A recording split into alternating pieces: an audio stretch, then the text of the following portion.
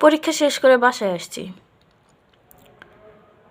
Heavy একটা পরীক্ষা দিলাম, ডিজিটাল লজিক।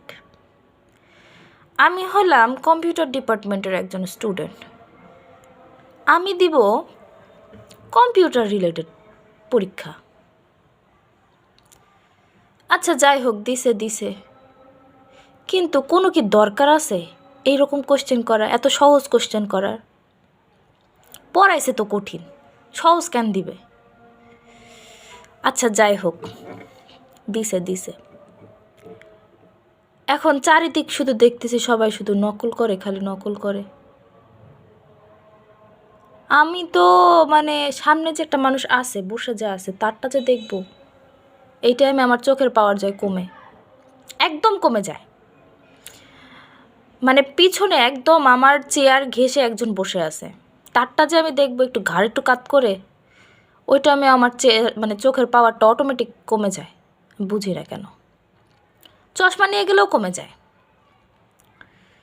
প্রশ্নের দিকে তাকাইলে আবার দেখতে পাই একদম ফকফকা প্রশ্নগুলো আমার দিকে তাকাই আছে, তখন তো কোনো সমস্যা হয় না। কিন্তু পিছজনের খাতা দেখতে গেলেই তখনই চোখের পাওয়ার কমে যায় আমার।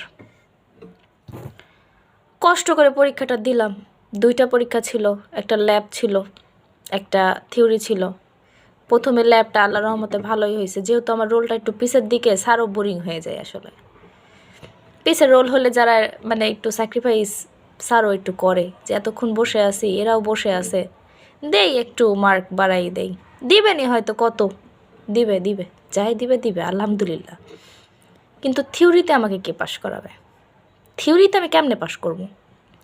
ডিজিটাল লজিক এটা তো একটা সাবজেক্ট না, এটা একটা সেরা বাগানের সেরা অসিলাবাস।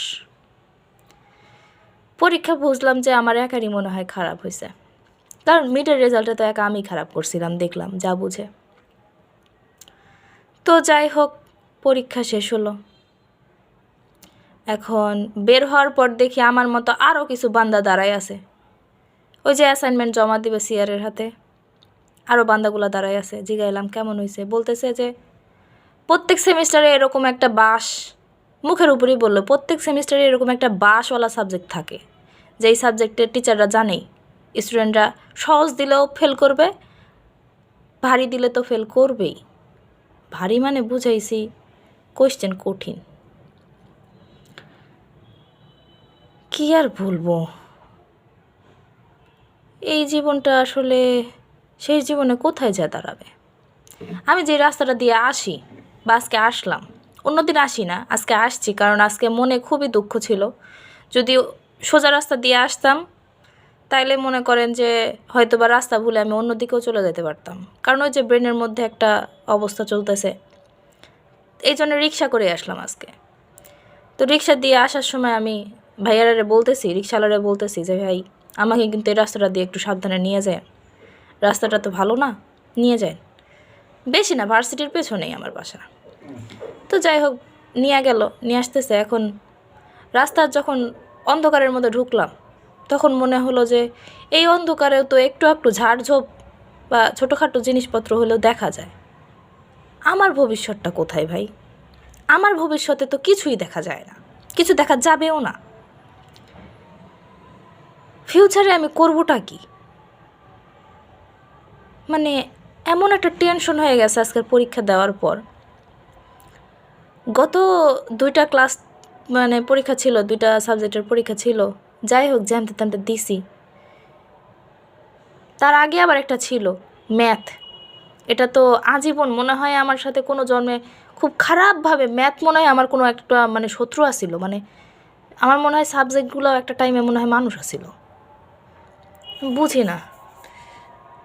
প্রত্যেক জনেরই কোনো না কোনো একটা সাবজেক্টে কোনো একটা না প্রবলেম থাকে। আমার যেরকম ম্যাথ রিলেটেড কোনো কিছু আসলেই আমি পারি না। এখানে কি শুধু দোষ আমার? আমি কি করব যদি আমি না পারি?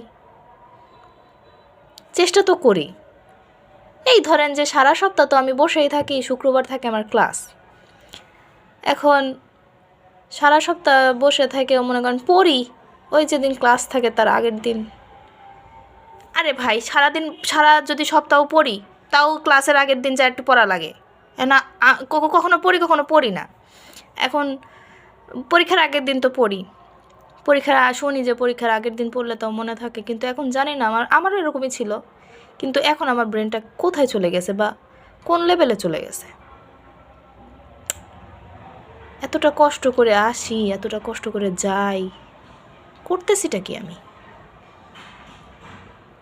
কিছু করার নাই আসলে। তবে হ্যাঁ, প্রতিজ্ঞা তো আমি নিছি, সামনের সেমিস্টারতে আমি ভালোই করব। ভালো তো আমাকে করাই লাগবে, কারণ এক একটা সাবজেক্টের রিটেক নেওয়া আমার পক্ষে পসিবল না। এই সেমিস্টারটা যদি আল্লাহ একটু পাশ করাই দিত, তাও তো মনে হয় বাঁচতাম।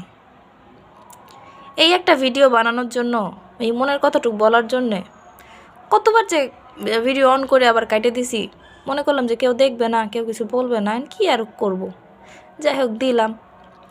এর মিডিলে আবার 2-3 বার আমার আবার খাওয়াও হয়ে গেছে, প্রায় 1 প্লেটের মতো ঝালমুড়ি খাওয়া শেষ, 2টা চকলেট কেক মাফিন খাওয়া শেষ, একটা রোল খাওয়া শেষ। এত কিছু শেষ করার পর আমি একটা ভিডিও বানাতে এসেছি। তাহলে চিন্তা করেন আমি পড়তে বসলে কী করি। পড়তে বসলে আমার ঠিক একই অবস্থা। যাই হোক, আপনারা ভালো থাকেন। আল্লাহ হাফেজ।